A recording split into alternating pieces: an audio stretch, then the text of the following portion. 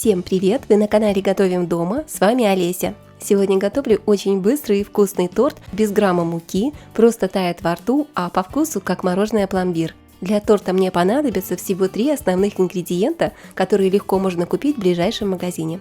Напишите, пожалуйста, в комментариях, из какой страны вы смотрите наш канал. Мне очень приятно, что мои рецепты смотрят из разных уголков мира. Вот такие продукты для торта нам понадобятся.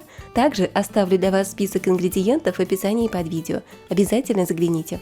Беру 3 яйца и отделяю белки от желтков. У меня яйца среднего размера, но можете взять крупные.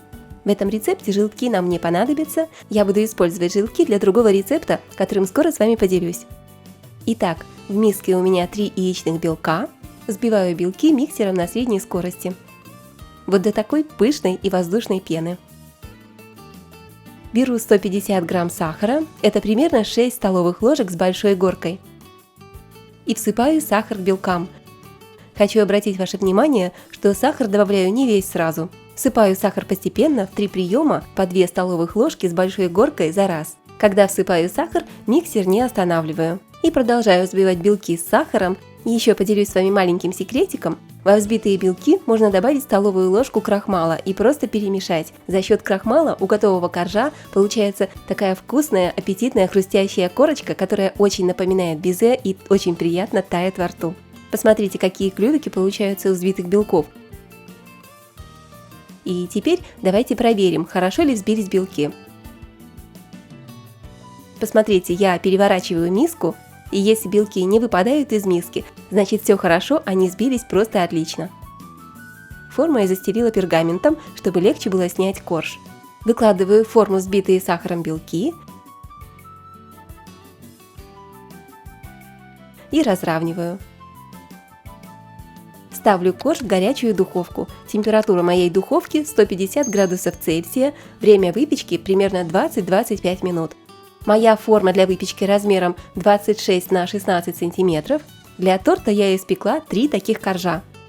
Посмотрите, коржи получаются очень нежные, высокие и воздушные. Такие коржи гораздо вкуснее классического бисквита. Обязательно попробуйте. И чтобы долго не возиться с приготовлением отдельных коржей, вы можете испечь один большой бисквит, увеличив ингредиенты, и разрезать его на 2 или на 4 части. И пока корж остывает, я приготовлю крем для торта. Для крема мне понадобится 500 мл или пол-литра жирных сливок. У меня сливки жирности 33%, я только что достала их из холодильника. Для того, чтобы сливки хорошо взбивались и держали форму, они должны быть хорошо охлажденными. Взбиваю сливки на средней скорости миксера.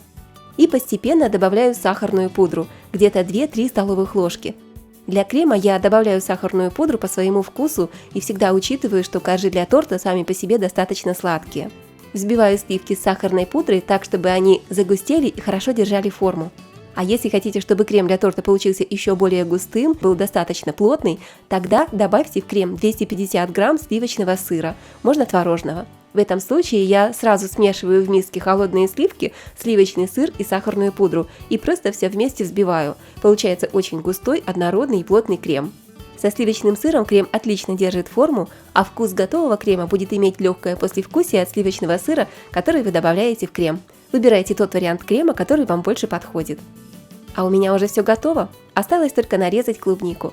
Кстати, эти коржи для торта просто шикарно сочетаются с клубникой и взбитыми сливками. Вкус получается просто божественный. Но вместо или вместе с клубникой вы можете положить в торт любые ягоды и фрукты.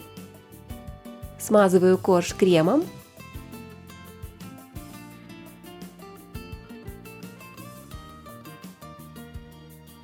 И выкладываю клубнику на тортик. Приготовь, поделись, подпишись.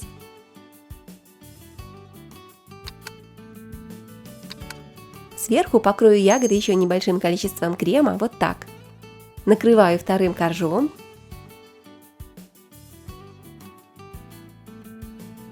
Случайно попался под руку дочкин рисунок. Также смазываю торт кремом.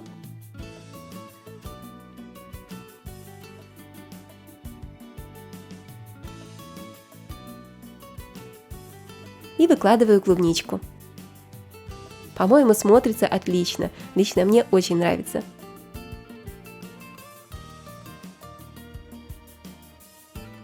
Накрываю третьим коржом.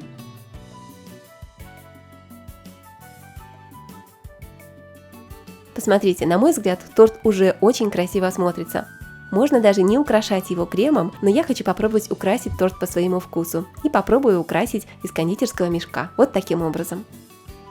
А вам нравится такой торт, друзья? Если понравился, тогда напишите в комментариях «Хочу торт», я буду очень рада.